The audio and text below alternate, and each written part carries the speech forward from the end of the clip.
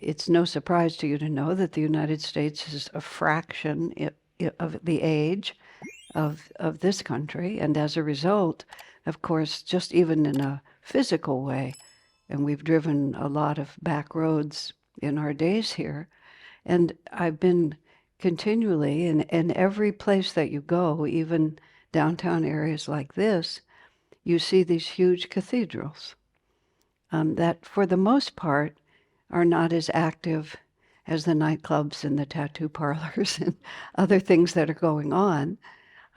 Even here, which even though it's a dedicated Quaker building, it's extremely active, but not necessarily with Quaker activities. But the churches have been the most notable feature to me because we're driving through these country roads and you all are used to looking at it, so it just looks natural to you. But right in the middle of all these small villages, there's these huge cathedrals.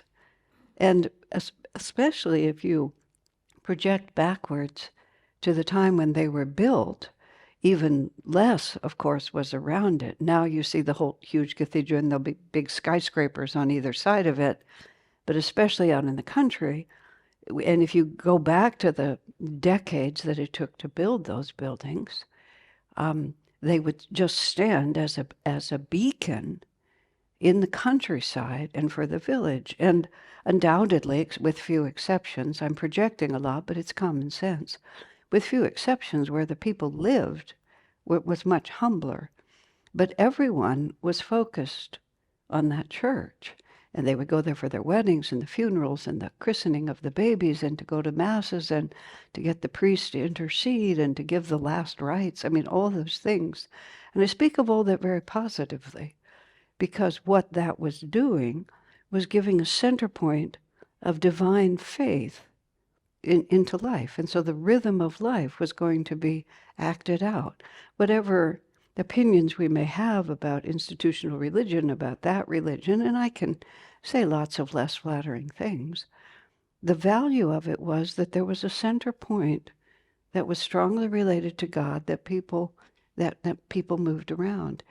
And everything followed from that. Now, again, there's many things you could say that would say that that way of life was not ideal, but nothing in this world is ever ideal. So it's always a little of this or a little of that. And just because I travel a lot and I think a lot about the nature of the planet and the nature of the world, just think what it has done to society to just pluck that center right out. And those big buildings are still sitting there, but for the most part, only a very small number of people's lives are actually defined by that experience, but it has not been replaced by anything. It's only been replaced by comfort and pleasure and hedonism and money and competition and self-indulgence, generally speaking. You can understand why that would happen. There was a very innovative, interesting thinker. His name was Joseph Campbell. I don't know if he was British or American. I don't remember. But some decades ago, he was interviewed for American television, at least, by a very well-known interviewer, Bill Moyers, who did a lovely job and did this whole series of programs. And his emphasis was myth and story. And he'd made a very interesting study of how myths and story, and as that follows, essentially worldview, like what is happening in this world and what makes it work. And some of those, quote, myths were based on people who lived much closer to the natural world. So there were stories about the moon and the sun and the seasons and the animals and all of that. But all of it was to create a coherent picture of how the world works and why. And it also led to music and to ceremony and to community activities, all of those things. And it was a coherent way of understanding with something at the center. And at one point in those interviews, Bill Moyers said to he's probably Dr. Campbell, I don't know, to Joseph Campbell, he said, what happens to a society when you no longer have these shared myths and stories? And Joseph Campbell got up and he walked over to the window and he pointed out and he said, this, which is basically where we are. We're just basically adrift from the point of view of having a shared sense of how the world works and why. And for the majority of people, operating without a center point. And when I was younger, I grew up in a Jewish family, but we were not.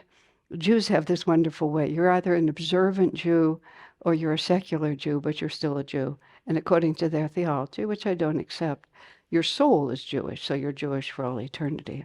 That's not an original thought. Lots of people think like that. But we were cultural Jews, is what I would call it. And we had values. My family was not without values, but they weren't spiritual values per se. Well, let me phrase that differently. They were spiritual because they were very ethical: justice, kindness, compassion, honesty, which are all profound spiritual values. But God was not the center of it. I remember sitting on the lap of my grandfather when I would have been very small and saying something like, do you really believe in all of this? He was a practicing Jew. And he said, if it turns out not to be true and I die and there's nothing there, he said, I won't know it. And if it turns out to be true, I'll be glad. I was practicing, which I recall, but it was not very convincing to me. It didn't seem like a very solid basis. But I was intensely seeking a solid basis. And not really because I was scared, but because I just intuitively, and now I know about reincarnation and past lives and being born at a certain point of understanding and wanting to continue, it all makes sense now. But then it was like, no, this can't just be a random event here. There has to be something else. At the age of 18, I was handed a book about Eastern teachings by Swami Vivekananda, a disciple of a great avatar of the 1800s. And just as soon as I read it, that was it. And a few years after, I met Swami Kriyananda, the American man who's a disciple of the Indian guru Yogananda. And as soon as I saw him, I could just tell that he had an understanding. And very interestingly, he was 22 in 1948. Kriyananda was. This book was published in 1946. 1948, Swami was 22. He was a college dropout living in New York City, not quite sure what to do with himself. And he read Autobiography of Yogi, and he said something very interesting. Swami said, I always felt, speaking of himself, I always felt I existed in a world of my own that was different from the world everyone else lived in, which is a bit the way I would describe myself also. Most of my growing up, I felt like I was standing against the wall trying to figure out what they were doing. I participated happily, but somehow inwardly it was like, what is going on here? One of my friends, her son, when he was 5, he came to her and he'd written a letter that he'd sealed, and it was addressed to God, and she wanted him to mail it. She had the moral dilemma of a mother as to whether to open it or not. So of course she opened it. And it said, "Dear God, get me out of here."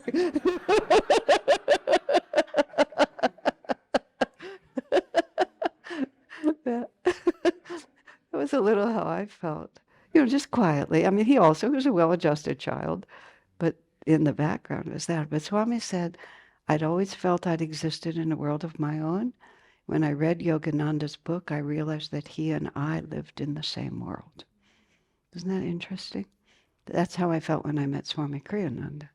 This is a world I want to join, wherever this person is. So we're living in a very interesting time because to a certain extent, our lives are our values and our beliefs, our understanding of the world, and this is positive. It's a blank slate. We might be somewhat pressured by various family members or societal impulses or expectations of others, but really, it's a blank slate. This is a great time to be born because any lunatic desire you've ever had in any lifetime, you can just live it out on the sidewalk right now. Basically it's an anything goes, which is difficult and also extremely liberating. So into this context comes Yogananda from India and a whole stream of others after him telling us, but the truth is what he is bringing from India is no more the current consciousness of India either. I mean, just like we have the strong Christian Judeo tradition with the synagogues and the churches on this side, they have all the Hindu traditions with all of the temples and so on that side. But it's no more really defining the society any more than it is here. So he did not bring Hinduism, nor did he come to resurrect Christianity in its old form. It's a new expression. And it's based on one reality, which is our own inner consciousness, the independent decisions we make, and the actions that follow from that. This is the good news. This is really good news, which is our salvation, so to speak. It's in our own hands. That doesn't take away the wisdom of the ages, the Guru tradition of India and the principle of Christianity, which is really, Christianity is the most guru-oriented religion in the world, actually, because it declares that a guru is required. They call him the savior, but it's the same. It's required, and there's only one of them, and that's him, which, is not entirely false, but nor is it entirely true. But it's not that the ancient principles have been changed, because you just can't reinvent reality. It just is what it is. But our opportunity to experience the criteria of our values, see, that's what's been given to us.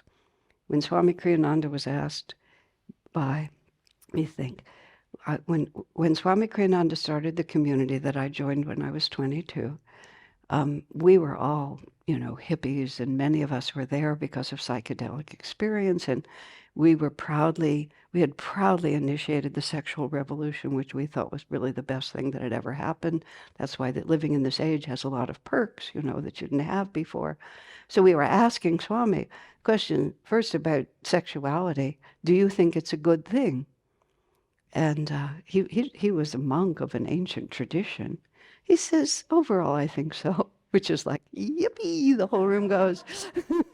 But then he conditioned it. He said, because people are making experience the criteria of their values. He said, and it's a good thing if, and this was, of course, the big stumbling block, if people are honest about their actual experience and not just crazily committed to whatever they just made up, but are actually paying attention. His response was the same when we asked about, psychedelics. And, well, he said, I can see that changing your consciousness has caused a lot of people to awaken. He said, but you have to be honest about your experience as to whether that really leads you to truth or just leads you into another vortex of disappointment in the end. What is probably the most important question of your life, which is how do we develop inner spiritual power?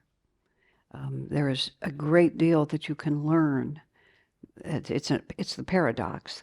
It's the paradox of this is all within me, but how do I access it? I mean, everything that we learn these days, we learn from someone. And so spiritual life is no different. You learn the method. If you're learning to play the piano, you go to a teacher, and the point of it is so that you can also express the music. And so that's what it is when we're working with a guru, with a spiritual lineage, with a particular practice, is so that you can also express the same vibration. But when we started just sending out on our own, it's very often difficult to discern, what is actually taking me in the right direction and what is just my habit overcoming me. So these are the difficulties that we're looking at. So the first question actually is to really ask ourselves, what is spirituality and what is power? And, what am I actually trying to achieve? Very often we get confused on the path to anything because we don't have a clear idea in our mind of even what success would look like. Because I've been doing this for 50 years now, which, I've said earlier, which is when I was in my 20s, the number 50 looked bigger than it looks when you're on this side of it. I'll just say that because time happens one day at a time. It doesn't like happen all at once. But when we decide that we're going to improve ourselves spiritually in a certain sense, because we have this understanding that it's already our own potential. I mean, in this context that we're talking about Yogananda, Kriya Yoga, meditation, it's like we're just trying to become what we already are. So we have this idea somehow that I just have to just like do it. But I'm going to do it in the morning. I'm going to decide in the morning that I want to be a spiritual person, and by night I should be a spiritual person. And the concept is not clear. Okay, all we ever are is a flow of energy, which is an extremely important concept. This is both, modern physics, and this is also just our own experience. You can feel so different from morning to night, from night to morning, from week to week. And even if your circumstances aren't changing, your inner experience of what's going on just seems very vulnerable to outside forces. And it also seems vulnerable to something that we don't quite understand. And some people struggle in different ways, fighting against certain realities. My karmic cycle has always been, I lovingly use the word high strung, just a little oversensitive, a little vulnerable.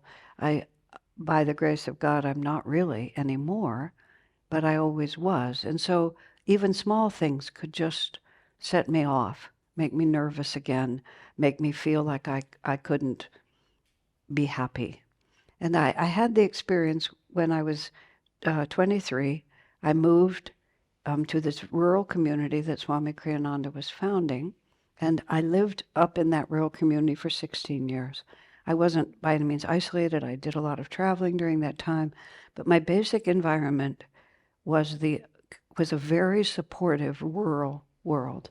And then after that, he asked me to move down to Silicon Valley, Palo Alto, 30 miles south of San Francisco. And all of a sudden, everything in the environment was different than what I was trying to be. And it was an extremely interesting experience of how my own magnetism, the vibration of my own energy, was the defining force. And also has been the making of me. I've been there for 30 plus years now, because I've had to build like an inner vortex of energy based on my ability to focus on the right level of reality. So it's not like this world out here isn't happening. And it's not like any of us have the luxury to just walk away from it. One of my favorite books in reading about spiritual things is a book by a Swami called Papa Ram Dass, is what they called him. Not the American Richard Alpert, but a different Ram Dass who came much earlier. And Ram Dass is the quintessential, like, archetypal yogi. And as a young man, he lived until about 1950, I think. But as a very young man, he just decided in India that the only thing worth doing was to love God. So he just walked out of his house and with nothing. And then he wandered all over India, and he would just sing Sri Ram, Jai Ram, Jai Jai Ram. And he, in his book, World is God, something like that. He's written several with words like that. Vision of God. He tells the story of he would tell all these stories, and it would take you a while to figure out what was actually happening, because often really awful things were happening. He was thrown off of trains and abandoned in rural places and lost in jungles and things like that. But all he was ever experiencing was Sri Ram, Jai Ram, Jai Jai Ram. And he told this marvelous story about walking somewhere and then climbing up this extremely dangerous cliff, except you don't feel like it was dangerous, because he's just holding on to this little bush, and then he finds another little bush. And I was reading this when I was still living in the rural place, And I was reading it during a time of seclusion, so I was feeling very inspired. I was separated from my usual duties. I read this story about how, with the power of God, Sri Ram, Jai Ram, you can climb this cliff. And I looked out of my trailer where I was living, and there's a very tall pine tree with branches fairly close together. I felt so inspired by Ram Dass. I ran out there and I just climbed to the top of the tree. And when I got to the top, I realized that I was terrified of heights. Really, like I got all the way up without remembering. But at the top, it came back to me that I can't do this. And really, it took me a very long time to get all the way down, because going up, it was Sri Ram Jai Ram. Going down, it was, oh, Asha, what are you doing? Are you crazy? Nothing had changed except my inner capacity to hold to a level of understanding of reality. And this is why one of the verses from one of the songs that Dambara sang, give life your heart, bless everything that's grown, fear not the loving, all this world's your own. I first heard that song 50 years ago, more. Every time I hear that, I ask myself, where am I standing in relation to that idea? Give life your heart, all this world's your own. And then the last line, fear not the loving. Doesn't that just about sum it up? Is this world really mine? You know, that's what spiritual power is. I mean, it's nice if you can turn water into wine, and if you can dive into an alligator pool and come up with money. I mean, these are things that yogis can do. Raising the dead is a nice skill to have. But what we're really working with is fear and love. That's what we're always working with. And in the Bible, it's very interesting. Because I was raised Jewish, I never read the New Testament till after I became a yogi. You know, it's kind of funny how it all twists around. But the first time I heard perfect love casts out fear, I heard it from Swami Vivekananda in a book he'd written, and I didn't know it was from St. John in the New Testament until many, many years later. But truth is one. It doesn't matter who says it. So if we really think about that, I mean, that's why St. John put it out so powerfully. Because everything about this world is dual. You know, the sun rises, the sun sets, the baby turns into the old person, we're all born, we're all die. Everything is cheerful and then it's sad. It's always dichotomy. What we're doing in our life is we're trying to get out of the opposites and find ourselves in the center at the one. That's why a whole spiritual path is getting centered, being within yourself. Well, the dichotomy of this, there's two primary dichotomies, and they're really just the same one, which is we're questing after happiness and we're accidentally losing it. So we're having pleasure and pain, or we're having happiness and suffering. You know, we feel love or we feel loss. But fear and love are the other dichotomy. And that fear and love is basically exactly the same dichotomy as happiness and suffering, isn't it? I mean, that's where, but we're born in this world with this strange belief that we're isolated and separate. I mean, because of our physical bodies. It all starts with that. But we have to have a physical body to be in this world. More truly, we have a unique individuality. Yogananda said that every atom of creation is dowered with individuality, which is just a fascinating statement. And certainly each of us is. So is that the only thing that's happening? Or are we part of a larger tapestry? And we always live in this very self-protective, place. We're afraid. We, give life your heart. Well, maybe, but if I do, what might happen to me? Bless everything that's grown. Fear not the loving. All this world's your own. But how many people move through the world like that?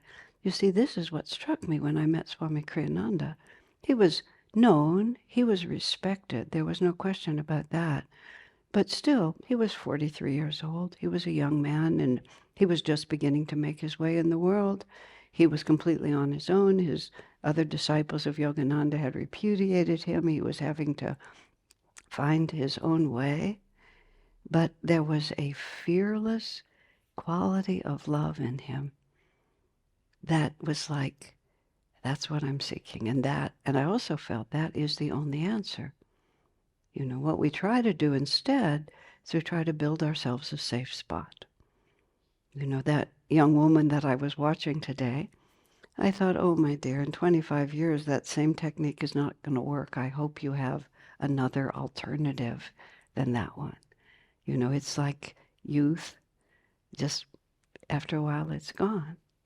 All of that. So what are we building our lives on?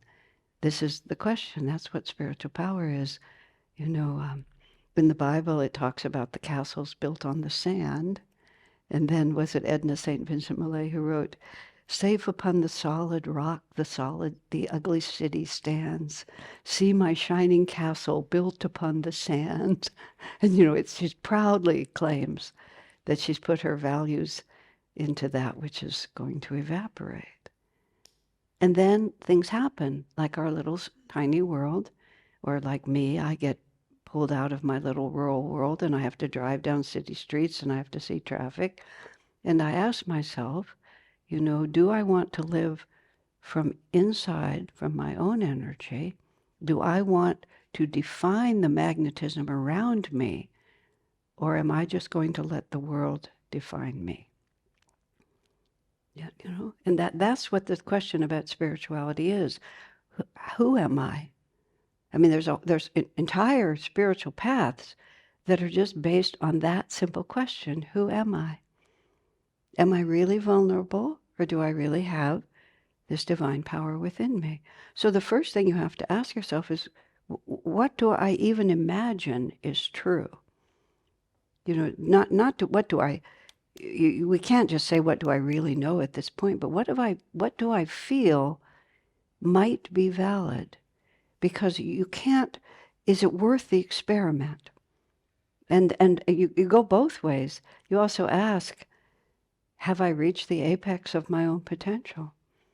Do I think there's anything more in life than this? And this is why the masters present themselves. And this is why the masters do miraculous things. Because they're just trying to show us, that we're just little children.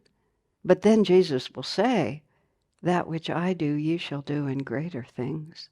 And then he gives us the instruction, seek ye first the kingdom of God, and everything else will follow. And then he says, where is the kingdom of God? He says, it's within you. I mean, think about that promise. That's what we're working with. And the entire science of yoga, the entire teaching of India, is just based on that simple premise, which is the consciousness that we normally call our own is a fraction of our potential. But we spend all our time reaching outward, and so we're always spinning in what the world out here is telling us. And as I was saying at the beginning, right now the world is just giving us so many messages, but simultaneously there is this great movement toward inner awareness. And the reason those churches are empty, or comparatively empty, is because it's an outward definition of spirituality where you go to the priest and you go to the church and you follow the dogma and you do what you're supposed to do, and then you're safe. But in the silence of our own homes, in the arguments with the people that we love, in the betrayals and the disappointments, you know, what do we do then? So this is the first thing, but what we're trying to develop as spiritual power is the ability to choose our own state of consciousness. A friend of mine in India, often in India you are challenged, you know, what kind of powers do you have? One of my friends there, the audience said to him, what kind of cities do you have? Cities is the word for spiritual powers. And at first he was inclined to say none, you know, meaning I can't do miracles in front of you. But after he thought for a moment, he said, I have one city. He said, that is the power to choose happiness. But see, what that also is based upon is the belief that that is our own nature. So we also have to ask ourselves, even if you just have the tiniest bit of faith, but if you also look at your own experience, you'll begin to understand this, which is every time we suffer, we rebel against it, don't we? Every time we see other people suffering, we rebel against it. Everybody does. Nobody says, oh, goody, today I get to suffer. Oh, goody, I get to watch other people suffer today. We intuitively and inescapably know that that's not true, which is actually a very positive affirmation. We're saying, my nature is to be happy. And if I'm not happy, then I'm somehow off and I need to get back to that center. So then we have to start asking ourselves, what is happiness? What brings us? Is it all the things that we acquire, all the praise that we get, all of those different things? When I grew up in a very highly educated family, and I was the second child, but everybody in my family read books. There were lots of books in the house. Often, literally, the whole family would sit at the dinner table, everybody reading a book, like this. So I don't remember learning to read. It was just reading was something you did. You ate and you read. That's what you did all the way through. And I had the capacity to be smart in school. And in our Western culture, if you're smart in school, basically you're considered to be at the top of the food chain. But I never had to learn to be smart in school. I just was.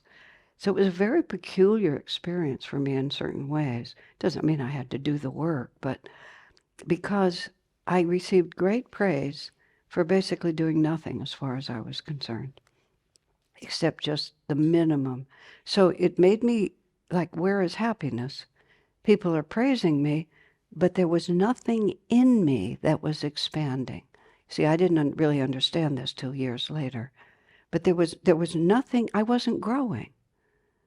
So just merely to do it, and I got into a good school, and I could have, I could have just chosen any of those. It was quite within me. But none of it was feeding my soul. Ask yourself, how many of the things that you give your energy to really come from yourself? And how many of them will be worth having when you reach the end of this incarnation? I mean, we have all these near-death experiences where you have your life review.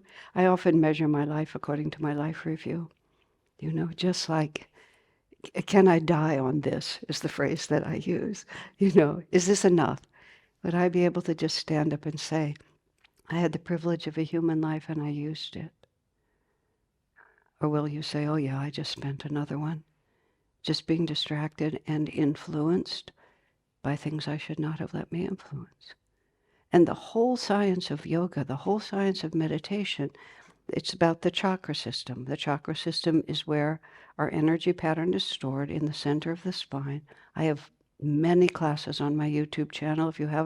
If you do not understand the chakras, please go to that YouTube channel, type in the word chakras, because it explains every thought, every action, every feeling, every decision you make reflects what your values are and what you think is real and lasting in this world. Even just like what is real, what really causes fear, what really opens my heart to love, what really causes happiness, what really causes suffering.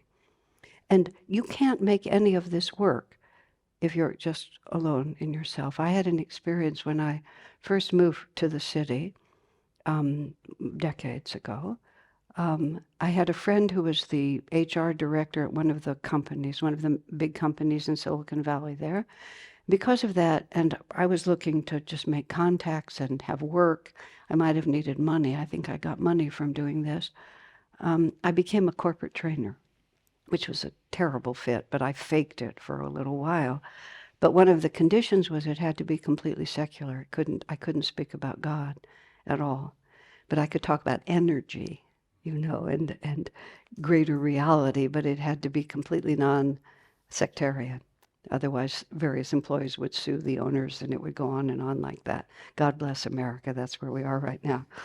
Okay. And in the midst of the time that I was doing it, which was just a couple of months, so this would have been 1989, the last big earthquake in San Francisco was 1989. And the Bay Bridge, major bridge from San Francisco, from the city of San Francisco, collapsed. Just, made a cement sandwich.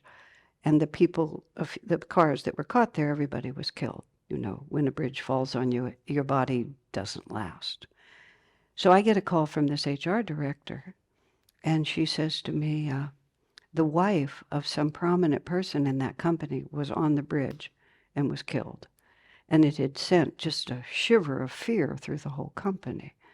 So she really wanted me to come in and do some, supportive work because everybody was quite upset. And I thought, well, of course, I'd love to help. But then I reflected for a minute.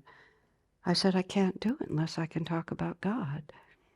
I have to talk about a greater power. And then she said to me, can't you just tell people to believe in themselves? Because, see, that's our religion now, is me. And I said, well, how would that have helped that woman who was crushed in the bridge? How would that have helped her husband? He can believe in himself all he wants to. But when Divine Mother decided that her life was over, no amount of believing in yourself was going to prevent that from happening. Interestingly, I know 2 different people who were on that bridge just like less than 5 or 10 minutes before it crashed.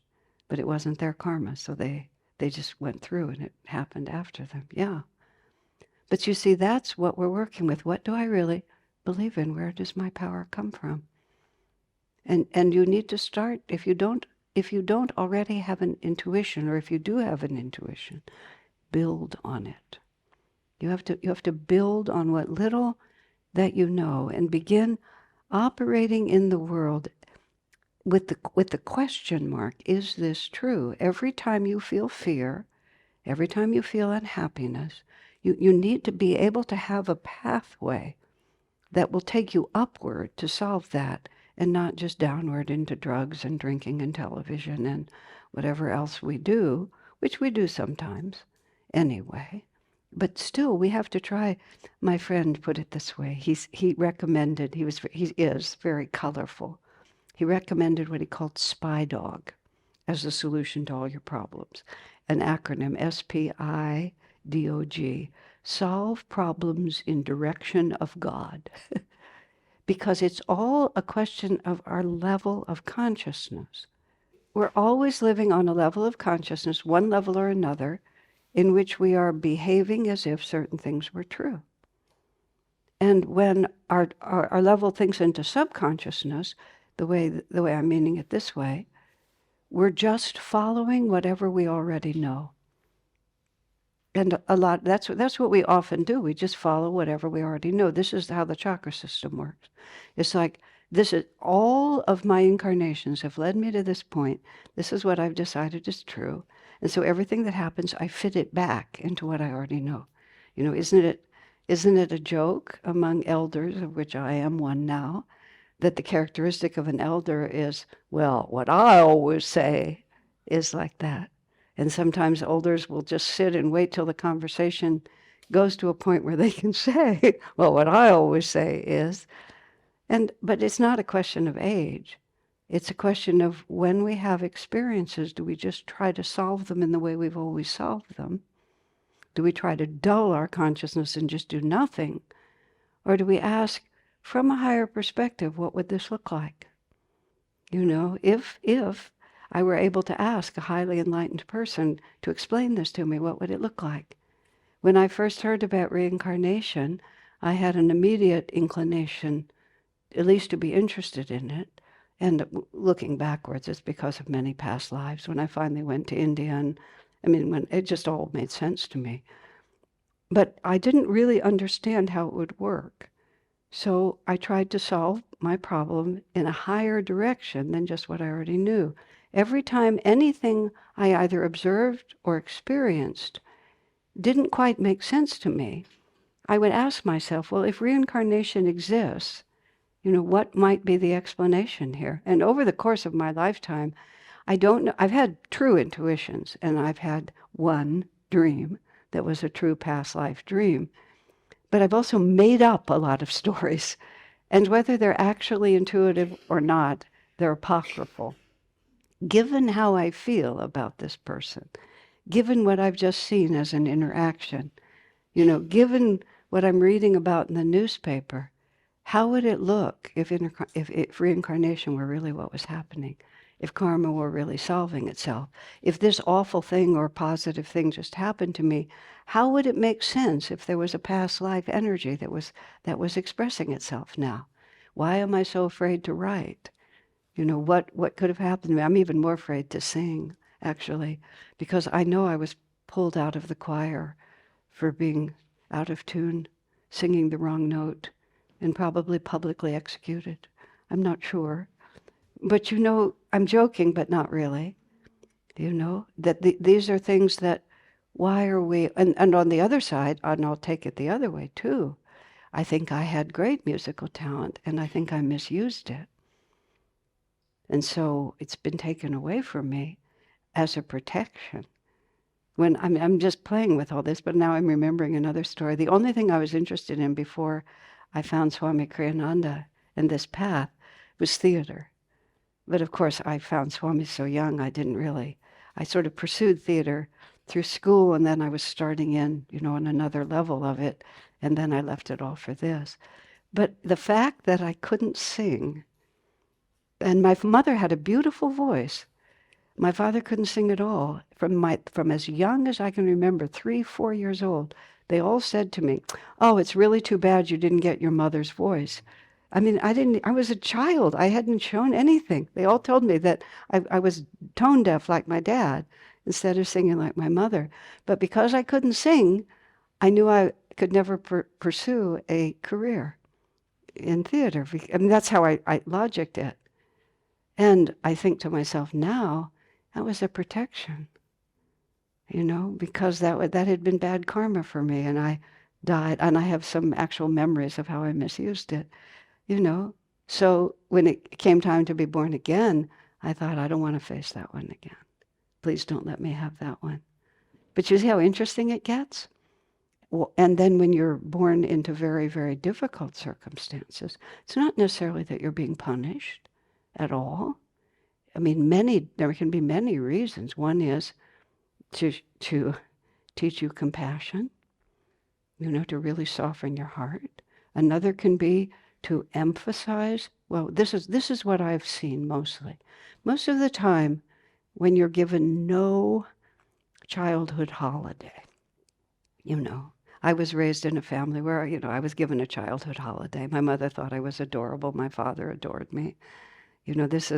And they could provide, and it was all just fine. But I meet people that just right from the get-go, either in their own bodies or in their families. Well, I said, you just didn't want to waste any time. And here's the other part of it, though. Before we put out the energy to really change, the effort to put out energy to change has to seem less awful than just continuing as you are. In other words, the suffering that you're experiencing has to get so bad that you're actually willing to change. And so you're not being punished, you're being inspired to try harder. And this, again, comes to, so you see, this is the suffering and happiness part of it. I'm just like, how much more do I want to suffer? And you just, if we believe that we continue, if we believe that karma is going, we have to ask the question, I have to learn the lesson now. This is what spiritual power is. Spiritual power is the courage to ask, what are you trying to teach me? Speaking to Divine Mother, to a power that loves us, what are you trying to teach me, and will you help me learn it? When my parents were in the last years of their lives, they died 20 years ago now, my mother had Parkinson's, which is a real tough one, and my dad, in the last couple of years, just took a little mental holiday. He just decided to become a child, not a grown man. And he was really happy, but he couldn't button his own shirt, I mean, it was like that. But at a certain point, I wanted to protect them from the opportunity to learn anything. That's how it really came down. And I finally, here comes reincarnation. My parents were independent beings. They, this time they were my parents, but they've had a long trajectory of many lifetimes. And I realized, just like all of us, I'll stop with this for a second. In the Bible, Jesus is going to be crucified, and he says those wonderful words, "Lord, let this cup pass from me." And actually, I'm in two things here. When he says, "Lord, let this cup pass from me," he's expressing his opinion. He really has an opinion about what's about to happen, not for any fear of himself, but because of the ignorance of the people around him, that he brought them this great liberating message and they couldn't hear it. So that's why he was not in favor of it. But then he said, "Lord, thy will, not mine, be done." That's how we should pray. If you ask me, Lord, I don't like this, but now that you've listened to me, you're the one who's in charge. You're the big decision maker here. But the other part of it is, when he saved me from this hour, is what Jesus said. But then he amends it by saying, "But for this hour was I born." And you hear that. You hear the trumpets start. You hear the orchestra come in from the side. You see the angels. "For this hour was I born." But every one of us, the exact same words are true. No matter how humble, no matter how unnoticed, no matter how, for this hour. Bravo. Seriously, though, I mean, and I'm just going to use you, Karen, as an example. Like, there's a whole life behind that. There's a whole moment that happened, that it had to ring right now. I mean, where would you cut that story? I mean, really, where would you cut it so that that wouldn't have happened? You forgot to silence it before you came in, and you forgot because you saw Indra and you were so happy to see him. Where would you cut it? Look at your own life. It's a complete interwoven tapestry, and there's no way you can take any piece of it out. And it's not just what you remember, it's all the incarnations before. And I realized that my parents had worked for thousands of lifetimes to become those people with that challenge right at that minute. And who am I to come in and say, no, this is too hard for you? And I thought, no, this is perfect. Because every decision they've made up until this point has led them exactly right to here. That's what spiritual power is, because you see how that changes everything. That doesn't mean that the project is effortless, but at least you know which way is forward. But you could see how when you begin to accept your life and you begin to solve the problem in direction of God, which is asking, what am I supposed to learn and how can I learn it? And not merely how can I escape. A lot of times we think that, Swami describes it like this way: karma comes and it's a wave like this. It's a wave of energy like this, and we're a little smaller than that wave. And then what we're being asked to do is to rise to meet it. It's a challenge, okay? What we often do, because over time the wave will get smaller, just because that's the way it works. It's very odd. I really never quite understood it, but it just gets smaller because what actually happens is other things happen, and it's not that it's smaller, it's just that other things happen so we don't see it quite so clearly. Okay? But if the wave comes and all we do is just outlast it, then we don't grow, and in fact we shrink, because it's been for this hour was I born, and instead of dealing with it, I'll just drink until it's over. I mean, I use alcohol or drugs as the most extreme example, but instead of raising my energy, but if, when the karmic wave comes, we expand and meet it at the crest, then we grow, and then the karma is absorbed by our expanded consciousness. Otherwise, when it comes back, it often feels bigger, not because it's bigger, but because we've gotten smaller in proportion. Because the opportunity was there. And that doesn't mean, Yogananda is reputed to have said, I can't validate this one, but I love it. He said, you don't have to, for victory does not mean necessarily meeting your test, just marching upright with the band, playing right through it. He said, it doesn't even mean sort of staggering up to the finish line. He says you can crawl, He said, you can slither forward on your belly. That's what he actually said. And as long as you're still trying. It doesn't matter how fast you're moving. It's just that you're facing in the right direction. Once again, I'm talking about what is it really to have spiritual power? It's to have decided, where happiness comes from, where suffering comes from, and made the commitment to try. And then add to that, do something about it. People will come to me and say, oh, I have an intuition. I'm supposed to be a healer, which is seemingly what a lot of people have, and I respect that. I say, what kind of a healer? What are you interested in? Are you interested in people's minds, in their bodies? What are you interested in? Emotions, traumas? What are you interested in? Oh, I'm supposed to be a healer. Well, what are you studying? What are you learning? How are you applying yourself? What are you doing to make yourself strong? Oh, I'm supposed to be a healer.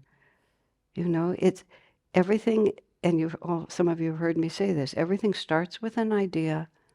You put energy into that idea, and then it manifests. How many ideas have you all had already this morning that you haven't put energy into that are never going to manifest? I can give you my list. I have all this computer work that I'm supposed to do. I've thought of it every day of the 14 days I've been here. How much have I done? Well, it's not quite like that now. It's about like that. But it's just like, I just watch it. I have the idea every day that I'll get this done, but I don't want to. So it's not going to manifest yet. It will get done. One of my friends who was a psychic, because I've always been a little nervous, she said, oh, Asha, you always get it done. Just like that. You always get it done. I said, I do. In fact, eventually I will put energy into it. I always do. I rarely don't do it. But spiritual power, because I used to not get it done. Spiritual power is the ability to choose, to direct your energy and to choose. So if you want to develop spiritual power, you're not going to get it from just saying, oh, I would like to. That's a nice idea, but what are you doing about it? Anything. When I first started on the path, it was all about diet, because that was the easiest thing to get at. It was much easier to control what I ate than what I thought. Oh my gosh, controlling my thoughts. What a wild idea. But I could not eat sugar. There we are. But it started because I started putting energy into the idea of solving my problems in directions of God. I stopped eating animals, stopped eating dead animals. That was a really big start. And just the act of doing that, remembering that. So the most important thing to do is do something. And if you can do something practical and intelligent, that's even better. I highly recommend these teachings. I highly recommend the friends that we have here. But the most important thing is that you do something. Because a book is written a word at a time. A consciousness, a life is transformed minute by minute by minute by minute. What am I doing with this minute? What am I doing with this hour? For this hour was I born. How am I using it? Now be gentle on yourselves, but just write that one sentence, and then you look around for the next one. I have said to some of you already since I've been here, you will make amazing progress if every time you have a decision, you do this much better than your worst. We always think that every decision has to be perfect, but if it's actually this much better than your worst, what you're actually doing is you're consistently expanding your energy and your understanding. Like that. And if you just do that minute by minute by minute, you'll look back and you won't even recognize yourself. When I was very first at Ananda Village, I was working in the kitchen, and this couple from New York City came, and they were at our meditation retreat out in the country there, and I was the cook, and a lot of the guests washed dishes. So this couple were in the kitchen for a long time washing dishes, and then a couple of years later, I went with Swami Kriyananda, and we visited them in their apartment in New York. By that time, I'd changed my haircut, I'd changed my glasses, and he had changed my name. Asha is the name he gave me. So we get there, and we're talking for a little while, and um, they met me like they'd never met me. I said, "Oh, we met before. You were in the kitchen." They said, "No, that was someone else." I mean, I was the one who was. I said. They said, "No, it was someone else." I said, "No, no, it was me. I was the one." They said, "No, that was someone else." They said it 3 times before I said, "Yes, that was someone else." But it was just like, because it was someone else. But I didn't feel that different. But I'd been writing a book, and I'd been writing it a word at a time. That's how it really happens. I am going to invite you to ask any questions that you might have. We have about a little less than half an hour more time. Question is, should we react when people show anger, or should we ignore it? Let's put it this way. I mean, a better way to think about it is we need to respond to life appropriately. So it isn't like you always just accept anger calmly. Sometimes a stern response is required when people are angry. You can't always say that the most appropriate response is just to let them to rant and rave and you put up with it. Or sometimes it's like, what do you care what they think? But it's not a question of what they're doing. It's a question of which way is forward for you. And see, this is why people get confused sometimes on spirituality. Well, to be spiritual is to be nice. But to be spiritual is just to love everyone. No, not always. I mean, many great spiritual figures picked up weapons and went to war and gave their disciples weapons so they could go bash in the skulls of other people. That is not being very nice. But in the context, that was the appropriate response. I mean, I use that as an extreme example. The Bhagavad Gita is like that. Jesus was fierce. He was not, they try to present him as meek and mild, but if he'd been meek and mild, he never would have been crucified. He constantly just walked in and challenged what he knew was wrong. And at other times, he said, turn the other cheek. Because it depends, for me, which way am I off? Am I too timid, or am I too angry all the time? And whichever way is going to move you into the center point of balance. Now, if you actually think that you can force people to be different, that is a whole different question. But if you have any chance of helping them, you have to be appropriate in your response. Because if somebody's totally disregarding your well-being and you're just constantly letting them, how are you helping them? And if somebody is behaving a certain way and all you do is just get in there with the fire with them, how is that helping them? So you have to balance it with that. That's why the word that Swami always used was appropriate. Appropriate in terms of solving problems in the direction of God, not appropriate as to what other people would tell you was appropriate, but what is really going to increase the light. The last point of that is you are not more important than the people around you, but you are not less important. And when we make ourselves less important, we're not operating according to truth. We are all equal in the eyes of God. The most evil person is equally loved as the most advanced person, but the love of God is the same. But nonetheless, we're not spared the consequences of our behavior. So evil people set themselves up to suffer because we are made a certain way, but you need reincarnation to make it work. But if you're thinking that the way to be spiritual is to utterly sacrifice my well-being, you're too identified with too limited a reality. You have to just see yourself impersonally. In this context, if I have the noble nature to completely Christ-like forgiveness in all circumstances, and it's really genuine, then by all means act that way. But if you're trying to do it to, quote, be spiritual, you might have to think more honestly, what's the truth of this? Our pole star is really divine truth, not any particular dogma. Is that helpful? Yeah, it's a big question. Anything, another? That's a very good question. How do we help children find their spirituality, especially in this world? First of all, you have to start with the fact that they're in small bodies, but their souls are as old as yours, and they've had countless incarnations before, and they were an old man or an old woman just before they were a little child. So there is a soul wisdom present within them.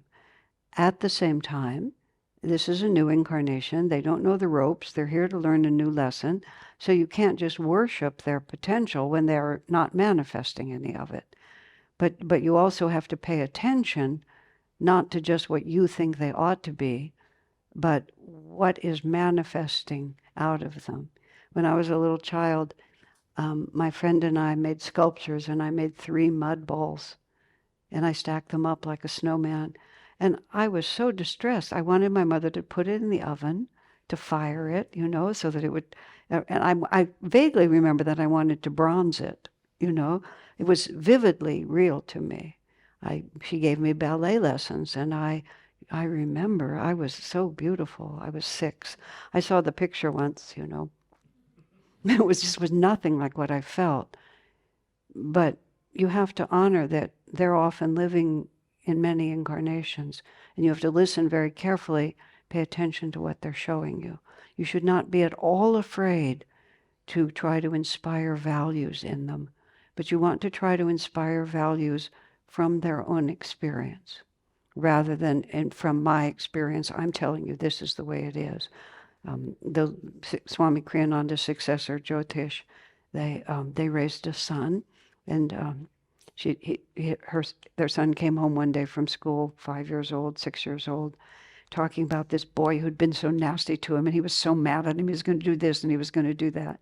And Jyotish was wise enough to just let the boy be angry. It was a natural response. But when he gradually calmed down, especially like before he's putting him to bed, he starts talking to him about, why do you think he behaved that way? Is he having trouble at home? Just tried to get his son to see that there were lots of pressures. And I don't remember the details, but there were lots of things that even the little boy knew that was causing this boy great stress in his life. And so then Jyotish said to him, maybe you should just be kind to him because he's having a hard time. And then his son said, Daddy, I don't want to be that good.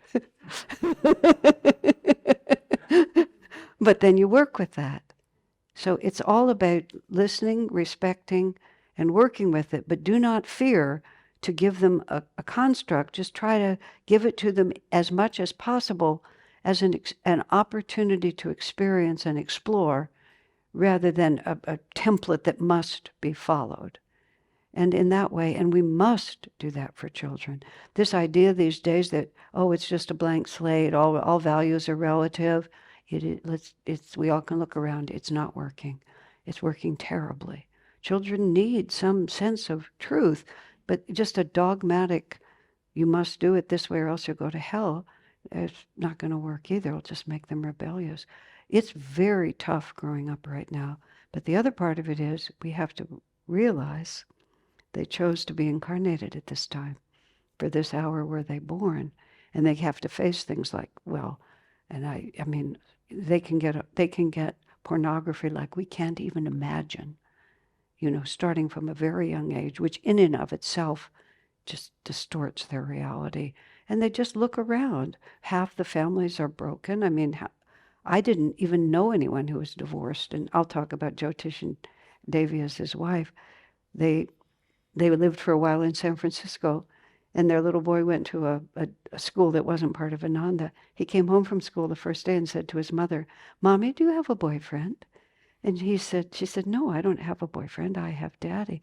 Funny, he said, all the other little boys, their mommies have boyfriends. And that's it. And we just accept that now, is the way things are, but it's destabilizing. So, but we have to accept that these children wanted, as I was saying at the beginning, to be born at a time when all the rules are down.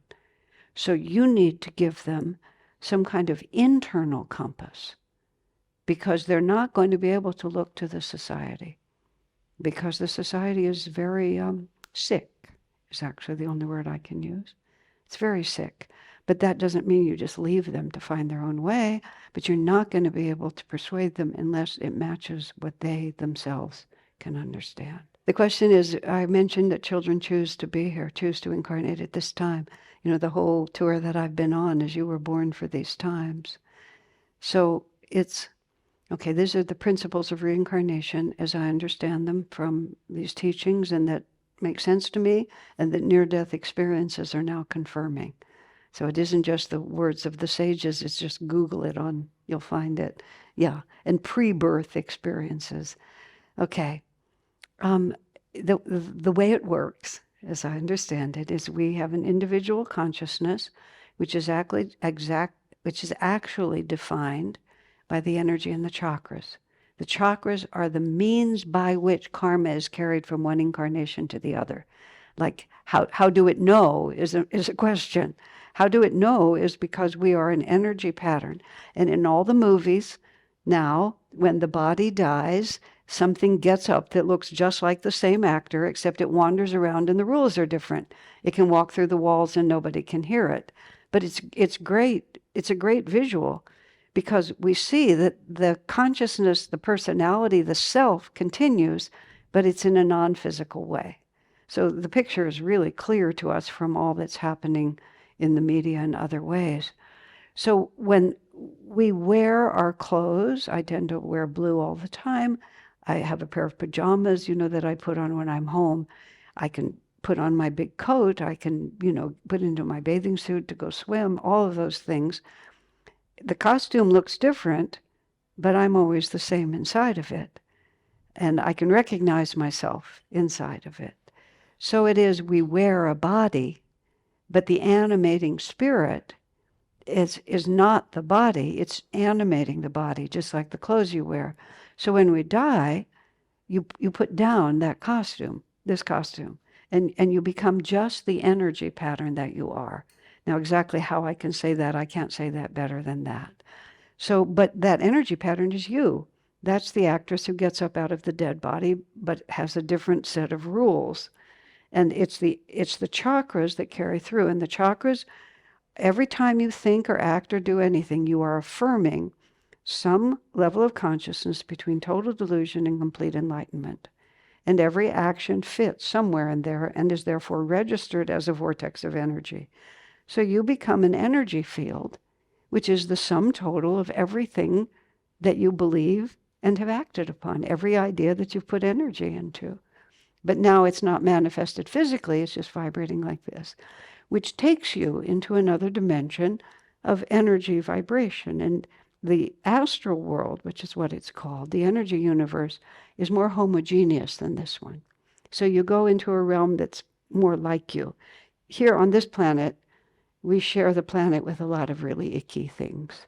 But in the astral world, you go to where you belong, which is either higher or lower. If you're not refined, you don't go to a refined heaven. You don't go to hell in the way that some people put it, but you just go where you fit. So those of us who are reasonably conscious, which is everyone in this room at least knows in theory that we have an intelligence and a consciousness that's just beyond the body that we're in. You meet people who are just entirely physical. And when they die, they don't even wake up without a physical body. Yogananda described it, they kind of are in a gray dream. But let's assume our reality. So we learn things on that dimension because we have a different capacity to learn. But at a certain point, the energy in our chakras starts pulling us because we have vortices of longing and regret. Those are the two things that cause us to reincarnate. Okay, think about everything that's unresolved in your life. Energy does not go away. And because you are identified with those experiences, they are in your chakras, you can't escape them. They are you. Longing and regret. I want something to happen. I'm not finished with it. Either it was very happy for me and I want more of it, which is why your grandmother will be born as your niece, right? Because they want to be part of your family. They want to be with one of their children again. I long for it in a positive way, or I long for it because I never got it and I really want it. And you regret it. I mean, it's easy to say what we regret. Oh, if only I hadn't gotten angry, if only I hadn't gotten mad, if only I hadn't been on the Bay Bridge at that particular moment. You have to ask yourself the question in the context of what I'm saying today, which is, why am I here? Why was I born here? And also, you can honestly say, I was born for my mother. My father's not that important to me. I was born for my sister. My parents don't much matter to me. I was born to my grandmother. And there's nothing necessarily wrong with you. It's just the karma of it, how it's supposed to be. And it gives you the freedom to be authentic and to be honest so you can be appropriate. Right? Does that make sense? Okay. Yes. The question is there, does it, what I'm talking about as an individual, does it apply as a collective? You know, we were having this discussion the other day. The drama of creation is individual self-realization. Growth happens in the individual consciousness. You can't just join the team that's getting enlightened and you just get to ride up and become enlightened with them. That simply, it doesn't exist. There's no group enlightenment. However, self-evidently, people of kindred spirits, of like minds, will cluster and they will help each other. But it's not because the group is doing it, it's because kindred spirits have gathered to help each other. That's part of the karma. They're born at a certain time and they find their own people and then they'll all work. But if you drop out of that, if you cease to try, the collective will not take you anywhere. Humanity per se does not evolve. Individual humans evolve. The planet, the civilization itself does not evolve, but there's the planet becomes more and more supportive of more and more subtle energies because of its relationship to the center of the galaxy. This is an ancient Indian tradition, that the planet, the planet in the galaxies, the solar system in the galaxy, there's a huge energy field at the center. This is scientific modern science.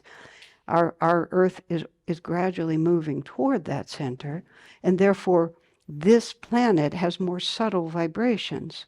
So people who need a more advancing society will choose to come here, but just because the planet is more enlightened doesn't mean that just coming here will enlighten you, because look around, you know. And also, many times, very highly enlightened souls are born in very primitive times. Jesus is a very good example. He was born in much more barbaric times, but certain things can happen in that context that was right for his disciples or whatever it might have been. Nobody likes me to say this. Everybody wants to think that somehow we're all getting better, but there's nothing to support it in any ancient tradition that this planet can support a more refined civilization is supported. But that I will be able to be better just because I'm here, or it will happen automatically. No traditional, spiritual, or anything actually supports that. So we have to make the effort. You can just wander around in the most enlightened circumstances forever, and you'll never gain anything unless you open yourselves to them. I often go back to the New Testament. Those who, John says about Jesus, to all who received him. It was not all who were close to him. I mean, many of the people who were there crucified him. That's what they thought of him. But to all who received them. So it's our personal choice that makes that happen. Does that make sense? Many people will tell you other than that. Many people will insist on something other than that. Whatever you think, this is what I've come to be true. I've also observed it. I've lived in community for 50 years. And definitely, community will help you if you want to be helped. But it won't help you if you don't want to be helped. Beginning, middle, end, that's just the way it is. And it would be nice if it were otherwise, wouldn't it? I mean, this is what they used to say. Be a Catholic and you'll be saved. Be a this and you'll be saved. Be a that and you'll be saved. How's that working out for you? I don't know. Yeah. Yes, last one.